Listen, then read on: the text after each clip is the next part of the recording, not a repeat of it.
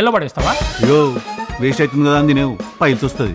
So ఈ constipations files ఇవన్నీ పెరగడానికి ది వర్స్ట్ ఫుడ్స్ కొన్ని చెప్పండి సార్. ఒకటి పరాటాస్ కానీ ఇట్లాంటివి కావచ్చు. అండ్ బిర్యానీ మెయిన్ ఇంపార్టెంట్ మన హైదరాబాద్ బిర్యానీ. ఎందుకంటే హైదరాబాద్ బిర్యానీలో డాల్డా ఉంటుంది. Okay okay. అంతేకాకుండా ఆయిల్తో బాగా ఇట్లా అంటుతుంటుంది. ఓకే. అవును. ఈ బిర్యానీ తినడం వల్ల ఒకటి. రెండవది అండ్ మూడవది చూసుకుంటే కనుక ఈ ఫ్రై ఐటమ్స్ ఇట్లాంటివి ఏమంటారు చికెన్ 65స్ ఇట్లాంటివి ఆయిల్లో వేయించినవి. ఓకే మళ్ళీ తందూరితో రాదండి, తందూరితో రాదు, బట్ ఆయిల్తో చేసినవి మాత్రం 100% వస్తుంది. ఓకే. ఇట్లాంటి ఫుడ్స్ మెయిన్ ఇంపార్టెంట్. అండ్ ఈ జంక్ ఫుడ్స్ ఏదైనా తీసుకోవచ్చు. ఈవెన్ బ్రెడ్ కానీ లేకపోతే పిజ్జాస్ కానీ బర్గర్స్ కానీ ఇట్లాంటివి ఏవైనా కానీ ఖచ్చితంగా ఉంటుంది. అంటే నేను చెప్పడం ఏంటంటే ఇవన్నీ తినొద్దని చెప్పట్లేదు. ఇవన్నీ ఎప్పుడోసారి టేస్ట్ చేయాలి, చూడాలి, తినాలి, లైఫ్ ఎంజాయ్ చేయాలి.